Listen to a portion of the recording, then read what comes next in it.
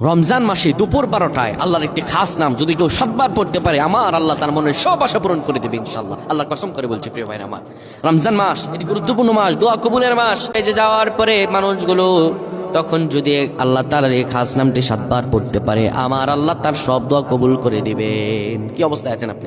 সন্তান কথা শুনছে না, বিদেশে যাচ্ছেন কিন্তু যেতে পারতেছেন না, কোনো আয় উন্নতি নেই, ইনকাম যা করেন তার চেয়ে আরো বেশি খরচ হয়ে যায়, বিপদের পর বিপদ, আপনি বিপদ থেকে উঠতেই পারতেছেন না। এই আমলটা করেন, এই আমলটা করেন, আজকে আল্লাহ তাআলা আপনাকে ফলাফল দান করে দেবে ইনশাআল্লাহ। সপ্তাহখানেক আপনি ফলাফল পাবেন ইনশাআল্লাহ। যখন দুপুর 12টা বেজে যাবে, আপনি তখন কোনো মসজিদ কিংবা ঘরের একটি কোনায় বসে যাবেন, যায় নামাজ বিছিয়ে বসবেন। এরপরে আপনি 10 বার দুরূদ শরীফ পড়বেন। এরপরে আপনি 7 বার পড়বেন আর রহমান আর রহমান আর রহমান। এরপরে আবার 10 বার দুরূদ শরীফ পড়বেন, 3 বার ইখলাস পড়ে আল্লাহ তাআলার কাছে দোয়া করবেন। এইভাবে যদি দোয়া করতে পারেন, আমার আল্লাহ তাআলা আপনার সব দোয়াগুলো কবুল আর মঞ্জুর করে নেবেন। সুবহানাল্লাহ পড়েন।